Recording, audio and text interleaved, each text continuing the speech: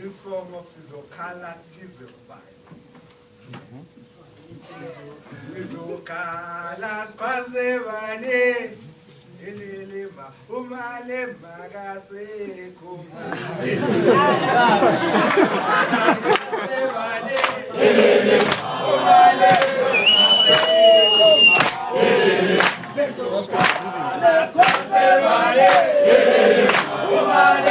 magase kuma. Skwazevane.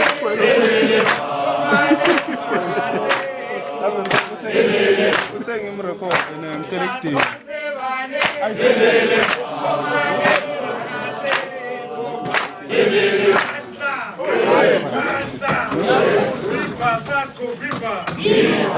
SASCO viva! Viva! SASCO kula! Kula! SASCO kula! Viva the ANC viva! Viva the ANC viva! Viva the ANC Krina! Viva our label Ali the ANC Krina! Viva the ANC Krina!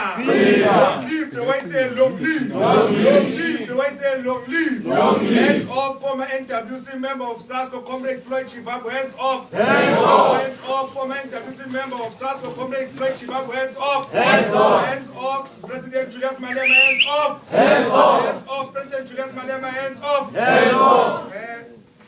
Thanks, Comrade Sia. Thank you, Comrade Bibi, the Program Director. Comrade Ramo, Branch Chairperson, the regional leadership present here with us. Comrade Juk Matikizele, vice member of SASCO. Comrade Rebilo Tshwane, the Secretary for our province, and all other leaders of SASCO present here with us today, and most importantly, members of SASCO and the student community that have joined us here today to celebrate the Right to Learn campaign of SASCO in Tshwane. Comrades, I come to address this rally today more determined than ever, and I must say, comrades, unlike others, I'm very happy. I am in joy for one reason, comrades, that indeed South Africa is now a country engaged in struggle. After 18 years of democracy, we have young people led by the African National Congress Youth League that are registering strong dissatisfaction at the property relations of this country. And that to me brings joy, comrades. And the president of the Youth League, when he was addressing the Youth League this morning, says to us that even if we can go, we must all continue to fight, comrades. Comrades, this is a rally of SASCO, but I must speak about the African National Congress Youth League, that is currently the only organization in our country that is waging relentless class struggles. And we know as the South African Students' Congress that we have always conceptualized our struggle as a class struggle. We have always said that all the demeanors that are in higher education are a product of the capitalist rule. So, comrades, we must hail praises and hail the bravery of the leadership of the African Congress. Comrades, I am here today to present an address on behalf of the Provincial Executive Committee of SASCO to this rally of Tshwane, comrades, a region I once led. Comrades, we are convention here today to celebrate or to launch officially the Right to Learn campaign of SASCO in Tshwane. We convene this rally, comrades, under the theme Intensify the Struggle for Access, Success and Redress, Fight for Free Education.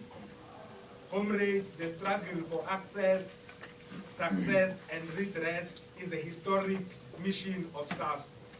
It is a struggle that the organization of Gorbachev, Japilo, Spiwe Zuma, Floyd Tshwane, Khumutso will never abandon, but they will continue to fight until our universities are a true reflection of the demographics of our country. Comrades, SASCO has traveled a very long way from its launch in 1991 in the struggle for access, of increasing access.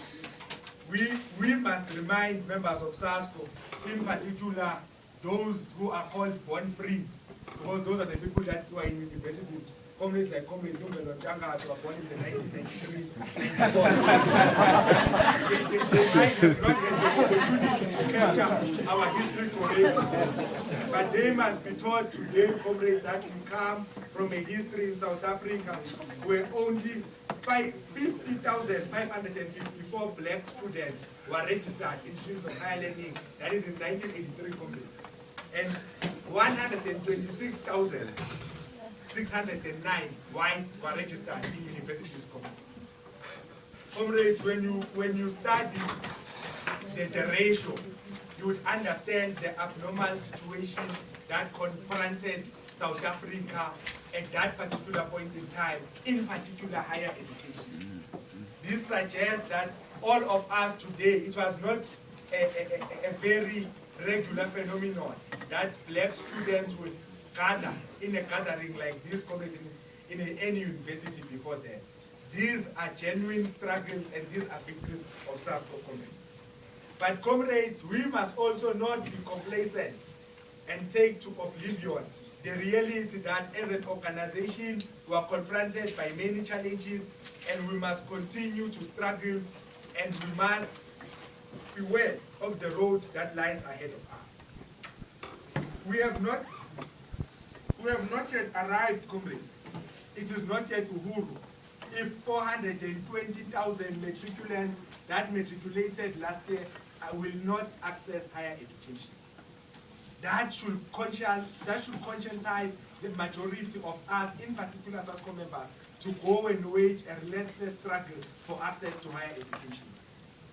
Comrades, as we discuss and as well as we analyze the task that lies ahead of us, we must be mindful of what the former president of the Republic, Comrade Thabo Mbeki, tells us when he leaves office.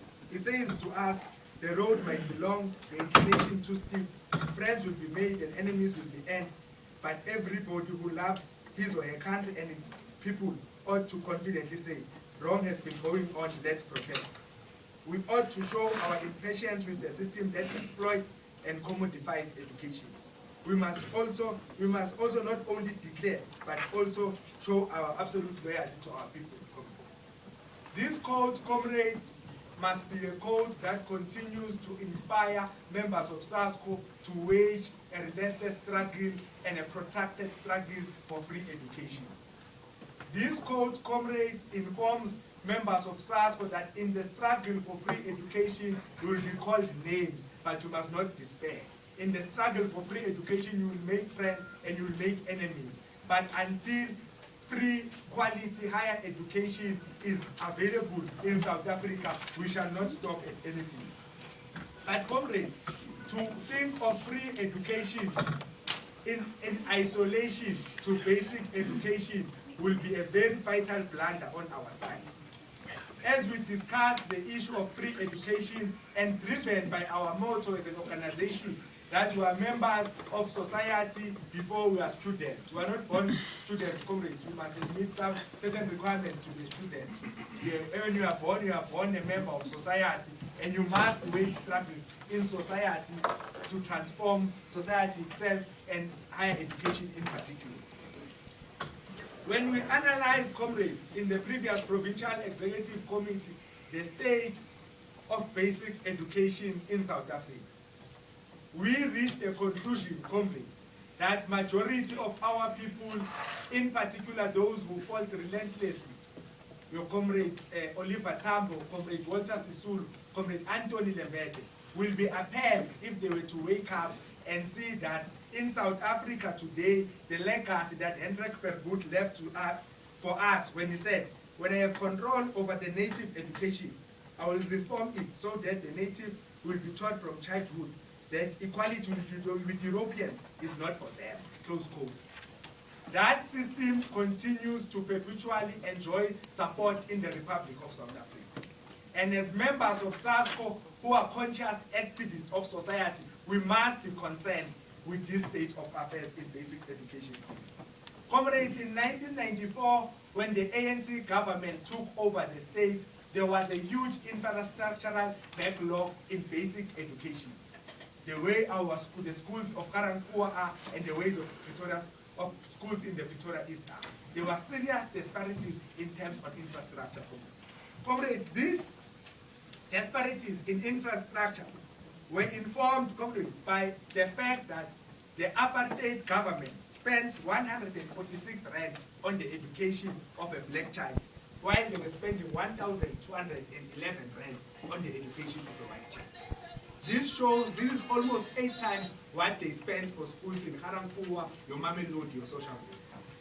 And when our government takes over in 1994, we are confused by the term that South Africa belongs to all who live in it. We do not attend to the fundamentals of redressing the infrastructural backlog that existed in our schools. And this today is haunting the ANC government. That is why you still find a situation where most of our people do not pass well and most of our people study in mud schools or under trees. And this thing is not found in schools in Pretoria East or suburban schools, comrades. And comrades, these are the things that Bo Antoni Lebete, Walter Sisulu fought for. And 18 years after democracy, they will still wake up and find the status quo the same. And this is a serious cause for concern, comrades. And as SASCO activists, it is high time we challenge this system. And comrades, chief amongst our enemies in this thing of transforming basic education is these private schools, comrades. Because what happens, we have a situation where all businesses in society channel their money to private schools where their kids are taught, comrades. And comrades, we have been consistent from COSAS in their time, even with SARS, who want a single education system in South Africa. As the Provincial Executive Committee of SASCO, we resolved, comrades, that we are going to lobby Barbara Grisi and Minister Mutsecha that they must abolish private schools, comrades. All private schools must be closed. It can't be correct that the quality of education that I must get must be determined by the money my parents have. That is not the society which our people fought for. And we are going to struggle day and night until we see that. And comrades, we must also bring it to your attention that these private schools continue to enjoy high matric results pass rates because they conduct interviews when they are going to accept students. When the people come to grade 8, they only take the best. Unlike a school in Karankua that takes any people that come and qualifies to be in that grade. So we are saying this behavior that exists in private schools has also been noted in some government schools or schools that continue to receive subsidy from the government, like your Pretoria Boys High and Pretoria Girls High, that you must be subjected to an interview before you are submitted as a pupil in that school. To us, that is highly nonsensical, and that must come to an end immediately.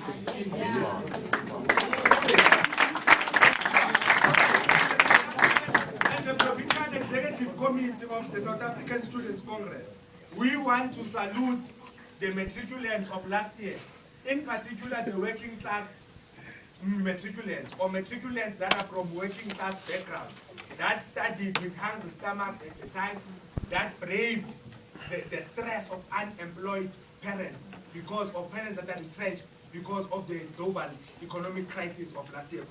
We salute them. But comrades, in saluting them, we are seriously concerned with the manner in which our government deals with the issue of education, in particular basic education, comrades. Comrades, we have seen a serious increase in the number of matriculants that pass.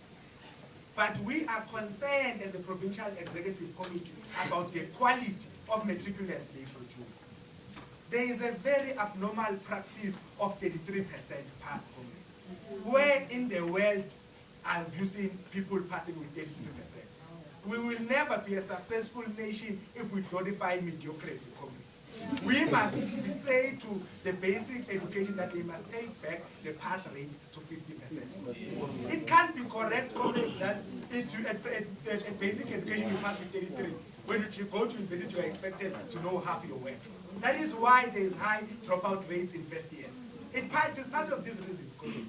And we must say that when you produce matriculants, matriculants that are that are competent, matriculants that will be able to equal the task, matriculants that will go to universities and succeed, matriculants that will be able to display skills in the workplace. It can't be that you employ someone who does not know half what he's studying. What value is he going to add anywhere else? We must reject that as the South African Students' Congress.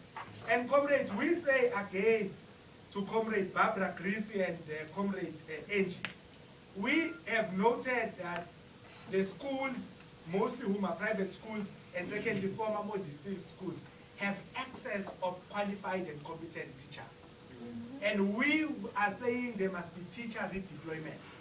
Teachers, a teacher that teaches in Roslyn must be able to go and teach maths in Harambu. Why is it when they work for private capital, KPMG will tell you that today you must go to Cape Town, tomorrow you must go to Mpumalanga? It's not a crisis. But they work for our government. They say, no, I can only teach in the school walking distance away from my place. We are not going to accept that, comrades. We are saying these people must be redeployed based on the need in that particular school. It cannot be correct that Waterkloof High, comrades, continues to enjoy the position of the best school in Gauteng, and they sit with 10 math teachers using 5 as tutors, when there's a school in Mamelodi 2 kilometers away from Waterkloof that does not have a single math teacher. We are rejecting that, comrades, in the South African Student Congress, and we are saying we are going to engage our Department of Basic Education and our union. And lastly, comrades, we are on the issue of basic education. We were disturbed at the South African Students' Congress by comments attributed to the chairperson of the NYDA, who happens to be former president of the ANC League, that higher education must be an essential service that must be deunionized. Comrades, the South African Students' Congress want to make it clear that we reject those comments. Teacher unions are very relevant, and in the broader spectrum of things, they assist us in waging a class struggle. But what we are saying, comrades, to SATU, and we have engaged them, comrades, is that SATU must stop bargaining with the future of our younger brothers. It can't be correct that whenever there's an exam or we're approaching an exam, they are going to strike. Yeah. That we don't agree with. Yeah. But they must be unionized, teachers must be organized, because we cannot create dichotomy between the exploitation of teachers and the class struggle that we as SASCO are pursuing. So, comrades, we are saying that teachers must remain members of unions, but teachers must take the future of working class youth serious. That is our noble call to them. We are saying it cannot be that whenever there's a public service strike, schools like Waterkloof High, Pretoria Provincial High continue to go to school. When they strike, they must first close gates there and come to our schools last. Then that is you'll see members of SASCO joining them because they are our parents. We know they are plight as exploited people. Comrades, we meet here today, a day after the State of the Nation address, which almost said nothing about higher education in South Africa, which then seeks to present a picture that all is well with higher education in South Africa. We went to a national congress of SASCO in December last year, which was convened under the theme that education is a site of struggle. We said education is a site of struggle because we understood correctly that education is not class neutral. Those who have engaged Marxist classics will understand that education forms part of the superstructure, which is related to the base, which is the economy. In our country, our base is a capitalist base. So education is used to sustain, it is used to entrench the capitalist ideology or the dominance of capitalist ideas in our lives. And we can never at any point in time assume that education is a class neutral thing. That is why we reject these lecturers that continue to tell us that, let's teach. What about, teaching is not about politics, it's about study. We know that there are agents of capital that wants to increase the dominance of capital in society.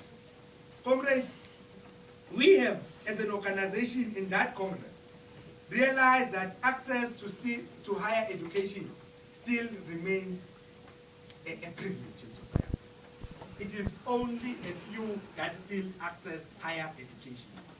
And as an organization which has a historic mission of increasing access to higher education.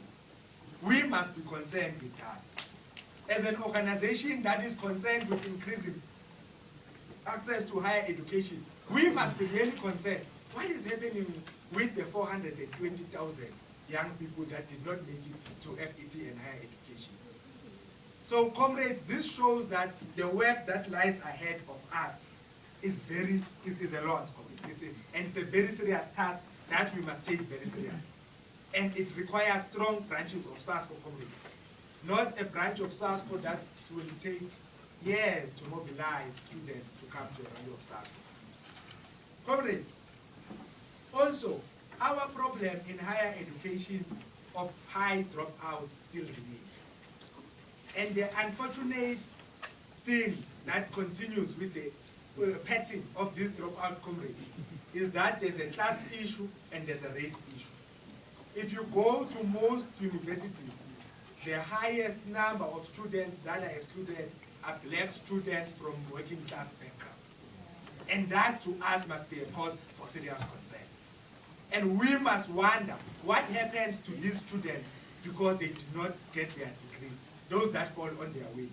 In fact, the statistics tells us that it is only 10% of first years that complete their degrees on record time, and the other 30 or 35 on their fourth or fifth year. The rest, which is above 50%, do not complete their degrees. That should be a cause for serious concern because our government continues to spend money on these kids to be educated. And the issue of dropping out, comrades, cannot be isolated from our struggle of free education and quality student services. We know as an organization that there are students or universities with no proper student support. There are universities with no tutors or who do not have tutors in other subjects. There are universities where libraries close at 7, like it's a cave. We must be really concerned. Comrades, the issue of institutional autonomy remains a strategic enemy for us in universities. And the previous Provincial Executive Committee said there are two strategic enemies in higher education in this epoch. The first one is institutional autonomy, the second one is AfriForum. Yeah. Comrades, it cannot be correct that in a democratic state where people go in and stand in queues and vote for the African National Congress to decide our fate, to decide the direction or the education trajectory of the country. And whenever the African National Congress is to take a decision, it must go in and out of court because of AfriForum. We can't accept that. We must say this to the Justice Ministry, to the Minister of Education, and the government, that they must start realizing that AfriForum are our former colonizers. They were the people that thought that we'll never access the University of Pretoria. And today they are imagined as people of civic rights organization. What do they know about civic rights organization? If they knew about civic rights organization, they would not have formed part of apartheid South Africa. Today they want to say they protect civil society. We are not going to accept that as an organization. So, comrades, we are saying that AfriForum must be defeated in all issues of higher learning and in society at large. Because they've started taking even the president of the country on decisions which the constitution of our country says it is the president's prerogative. But once he takes that decision, AfriForum must take him to court. We can't run this country through court, comrades. We are going to run this country to a majority of people that are voted into power by the majority of South Africans. That is what we must tell AfriForum. Comrades, the debate of institutional autonomy is as old as SASCO, or as old as from 1997, I must say. It started before then, but in 1997, when the White Paper on Higher Education Act was formalized and became an act, the issue of institutional autonomy came into existence. The institutional autonomy says that universities decide who to teach, what to teach, and how to teach it. And comrades, it is evident, it is something that exists in history, that there has been no successful regime or no successful government that will leave the issue of learning and teaching to academics. You can't do that, comrades. Even apartheid was sustained because we were given value education.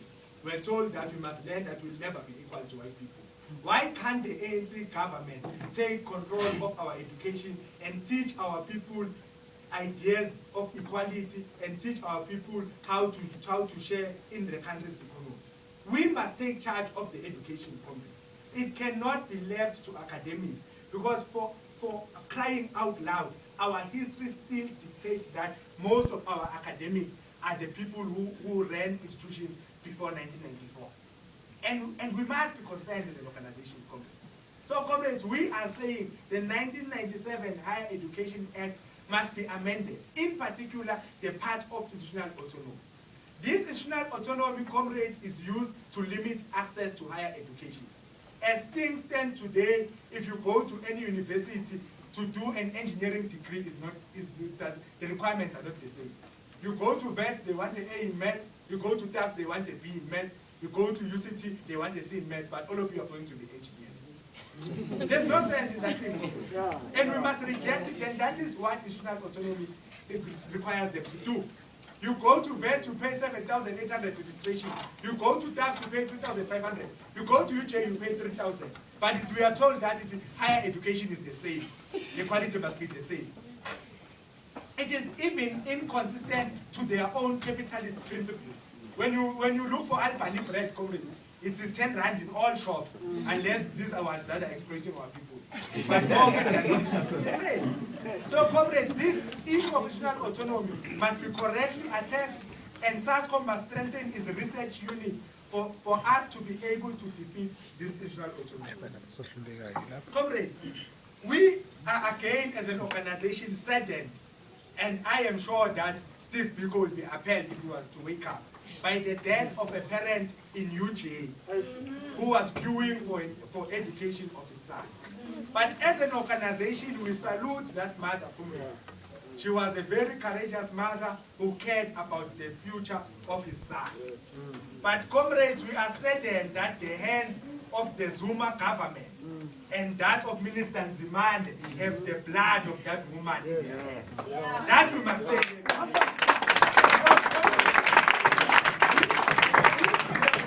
The African National Congress has left for years. They took power in 1994. They did not build a single university.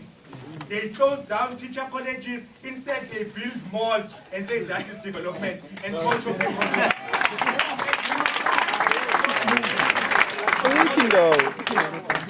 As an organization, we are saying you can't develop a nation outside education. The malls that you see in townships or the small shopping complexes, to us are not development, but we are exposing our people to further exploitation. And we must reject those things. We demand what President Zuma said will happen. He said it yesterday, but there are many things that they say never happened.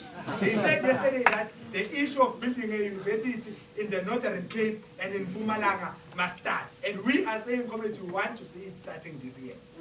Because this issue of provinces that do not have universities, community, encourages the influx of students to Gauteng. And we can't take all of them. That's the rest of the men's community. And here we must at least agree with the registrar. I know we differ with them on a number of issues. But the moment you take above your capacity of first years, you are creating a situation of poor quality. So we are saying they must build a university in Northern Cape, and they must build a university in Mpumalanga. That is a struggle that we must be engaged in as an organization, even if we are here in the country. Comrades, another issue that is coupled with the issue of building a university in Northern Cape and in Mpumalanga, we must be concerned with the funding formula of higher education in South Africa. In South Africa, campuses or universities that benefited under the apartheid rule, like University of Pretoria, VET, UCT, are the same institutions that continue to receive the highest chunk of the higher education budget. That is an abnormal status quo, and that status quo must change. One of the strongest pillars the funding formula uses, comrades, is research output. How do you expect University of Venda to be brilliant in research output if they do not have infrastructure and capacity? Because research requires capacity. We have a lot of the historically disadvantaged universities that have now been turned into centers of people to socialize, because even captains of industry do not want to employ people from historically disadvantaged universities. That is why you find that people wanting to go to UJ, Vent, Turkish, UCT. Over and above, the others are always second choices. And we can't have that in 23 institutions.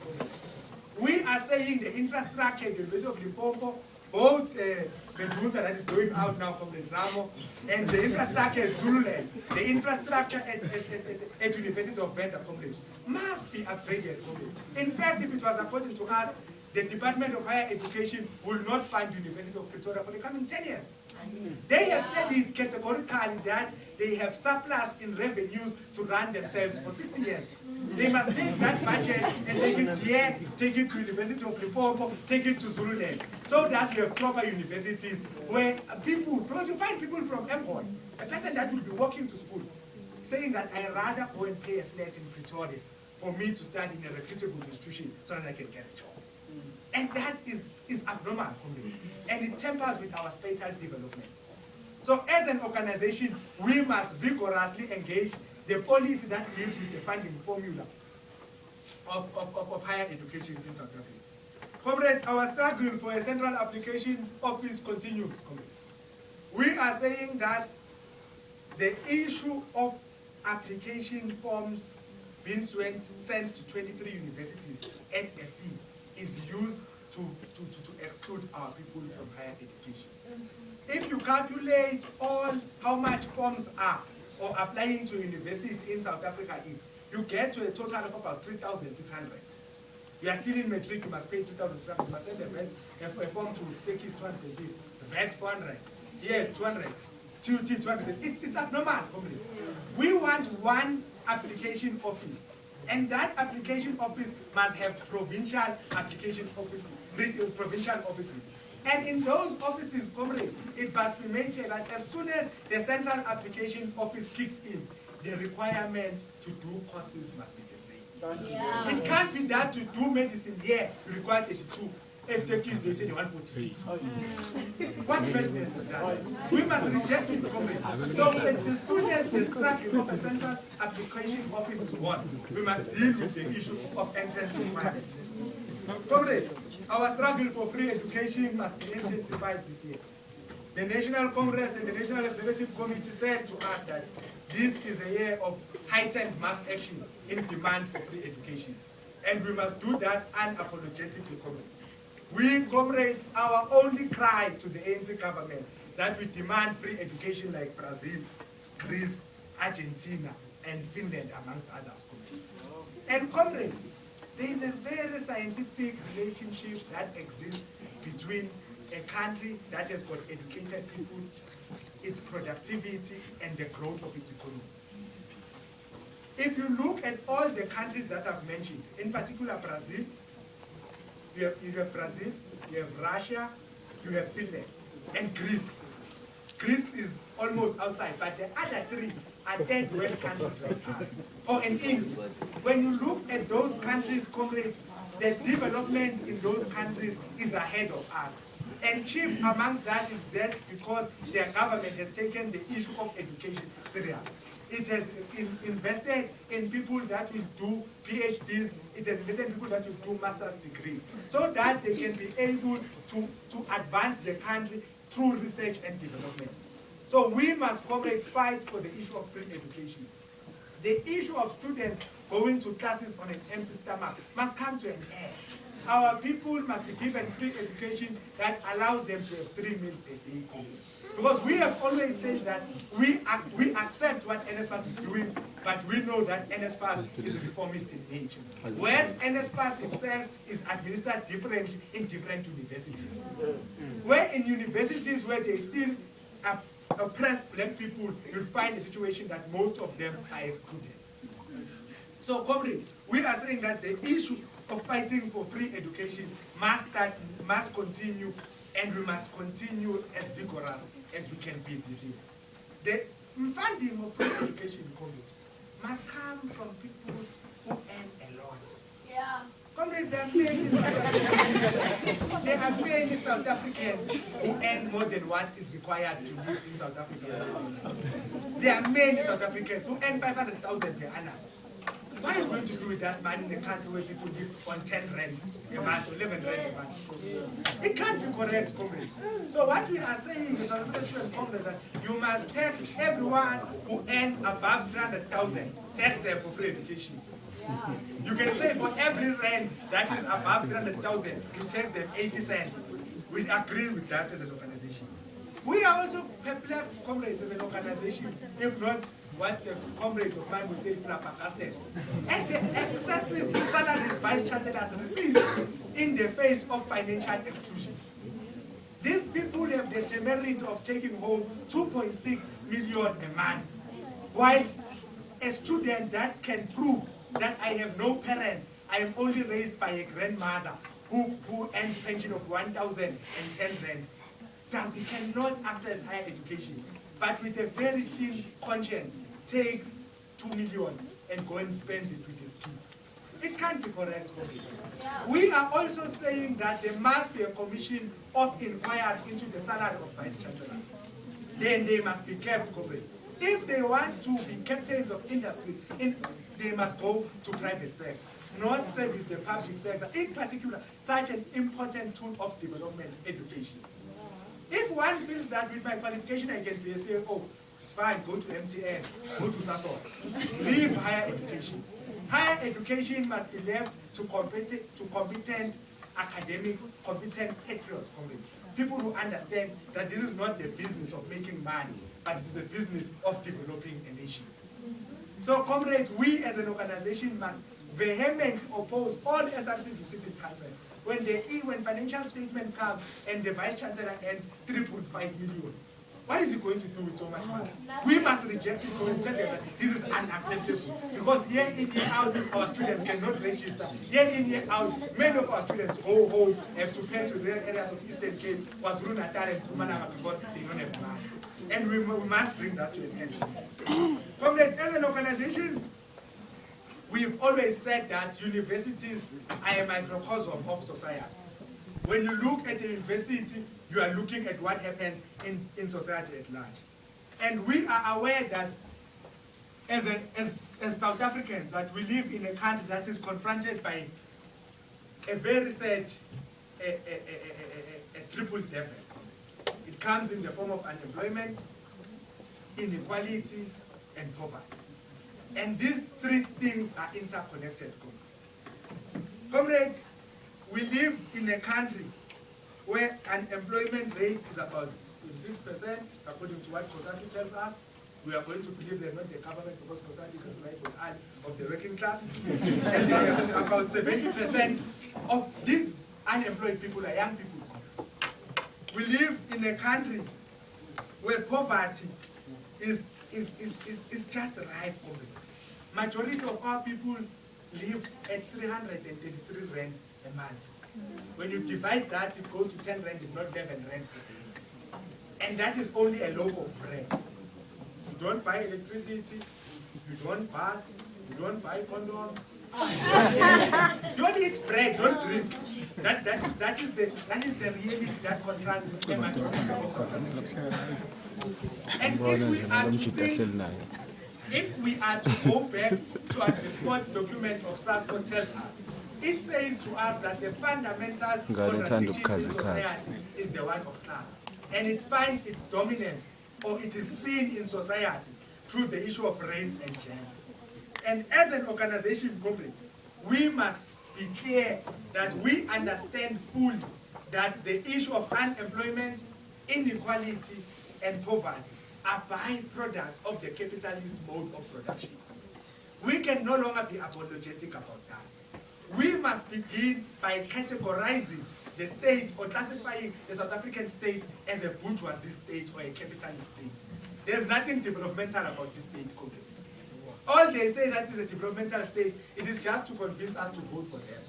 But the reality of the matter, we live in a state where property relations are uneven, where the interests of the ruling class are protected.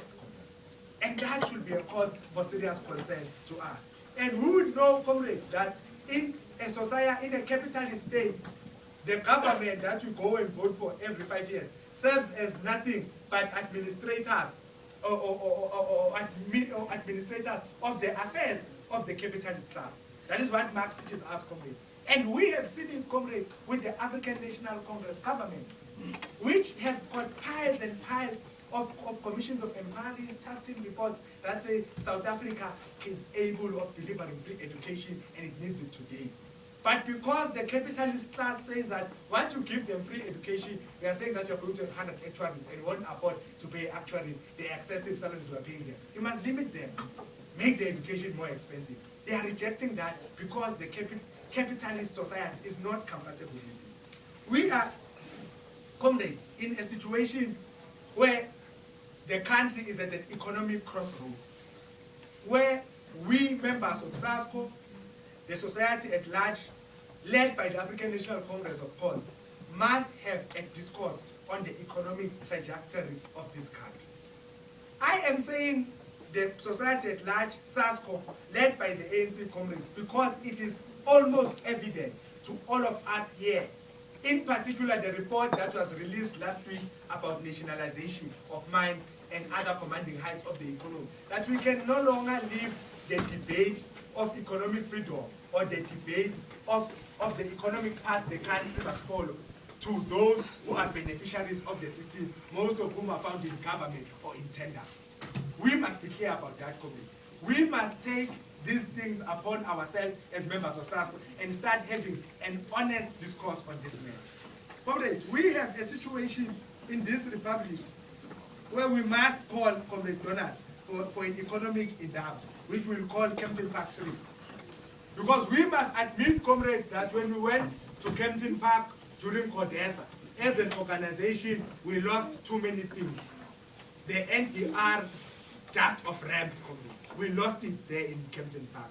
All we were excited about was the right to vote so that we can be driven in blue light cars. That is all we won in those talks, comrades. After 18 years, we have failed to meaningfully change the lives of our people. Many of our people are still subjected to inferior health services like the ones available in George Mokako. Many of our people are still subjected to low quality education, and many of our people still do not access education. Many of our people are still without jobs today, comrades.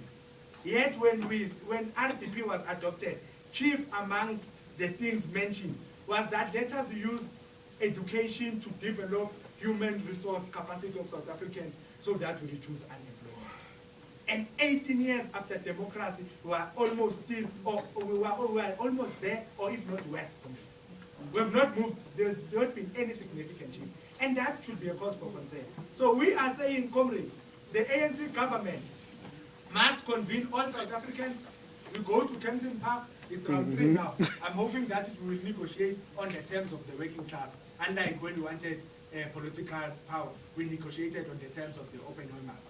So we must go to a CODESA where we are going to meaningfully discuss what economic changes do we need for our people to live a better life. On that note, comrades, we must also say that consistent to it should be the 16th National Executive Committee of SASCO, of Comrade Gazwan.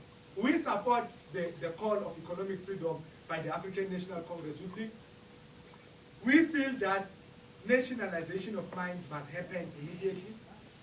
There is no scientific evidence that once you nationalize, investors leave. We are still to be convinced, comrades. We have a lot of countries that have nationalized and investors are still there. And by the way, comrades, maybe I must bring to your attention that investors are capitalists, and capitalists are immoral people who only want excessive profits. They will invest anywhere where they will get profits. So the issue of saying that once you nationalize, investors will run away is neither here nor there. These people invest in Israel, where Palestinians are being killed on a daily basis, but they still invest there. These people invest in many places or parts of the world where there is civil war. So we must not be shaken or at least threatened by the debate of investors running away. I know it's a sensitive matter to most university students because they feel that the only place where they can get employment is private sector. Even under a nationalized economy, you will still get employment, you will still change the lives of our people, because if we ignore this call of nationalization, I am telling you, we are going to see an Egypt in South Africa in the next 10 years. We'll see young people going to union building, young people gathering there for days until a particular president at that time resigns.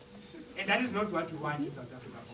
And once you have a revolution that is led by people themselves, not led by politically conscious people or a vanguard party, you run a risk of having the same thing that happened in Egypt, where we fight to go and protest, we get a paper, Bill is no longer president, after that we take Muso, we make him president, he still continues with the same policy. So we want the ANC to lead us with the same bravery and courage Thomas Sankara led the people of Burkina Faso in the early 80s. That is what we request from the African National Congress. Comrades, it must also be said that as an organization, we are very concerned with the level of ideological work that happens in branches of SASCO, and with the level of ideological engagement that happens in the organization at large. Comrades, it is not a secret that we are in a society that values money more than anything else. If you have money, no matter if you are a thug or you kill people to get that money, you are the most popular person amongst us here. You are the person that will be taken serious. And comrades, we must wage an ideological warfare on this dominance of the capitalist ideology on our minds. It is a serious issue, comrades. Because in everything, even when you're a SASCO member, I'm sure those you recruit, do you guys get paid? What do I benefit? Those are some of the unfortunate realities that confront us in our campuses. And this struggle for the enrichment or personal enrichment of people must come to an end, comrades. Because, comrades, if we do not wage these ideological struggles successful, we run a risk which Mary Ellis Waters, the president of Pathfinder, says that, I open quote, the class battles ahead are inevitable. Their outcomes is not. That depends on us. We are going to have a serious class battle that will be led by capitalists who have at that time been sidelined, masquerading as people, as working class champions. So we must now, comrades, on our own, conscientize our people, wage a successful ideological struggle so that we lead our people correctly to socialism. Because we have said as an organization that the fundamental contradiction in society is class. Let us resolve the fundamental contradiction. And the only mode of production that resolves the class question is socialism, which will subsequently become communism. And failure to do that, comrades, would have failed in our mission, and we are heading for a serious disaster. We are heading for what General Secretary calls a ticking time bomb. And when it collapses, comrades, the unfortunate thing is that we, students who are going to be graduates at that time, who are going to form part of the black middle class, are going to be the first victims of this thing. Because we are the ones who go, we are still the families in townships, by the way. Even if you stay in Waterloo, the vast majority of families still in Mamelodi. When you go to Mamelodi, they will take your car. Some of you will not afford those houses in Waterloo. You will say, let me stay in Mamelodi, but you are still middle class. They will break in day and night. So we must wage this struggle, comrades, to defeat capitalism so that we go to a society that has social justice. Comrades, before I conclude, let me wish the African National Congress a happy birthday. And we must say that we are celebrating 100 years of colonial resistance, comrades, in South Africa. We know that the struggle for colonial resistance in South Africa did not start with the African National Congress. It started with our King Hintsa, King Bambata, King Skukuni. And after they were defeated, comrades, the ANC, the decision to form the ANC was taken in 1911 when the apartheid regime, or the then, just after the formation of the Union of South Africa, was formalizing the 1913 Land Act. They said, let us form an organization that will unite all Africans. An organization that will be free from the slavery of tribalism, which is a demon that continues to confront each other within the ANC today, within SASCO and society at large. And after 100 years, we have still not defeated tribalism. As an organization, we must be concerned. We must say that as we celebrate 100 years of the ANC, we are concerned with the leading force if it still espouses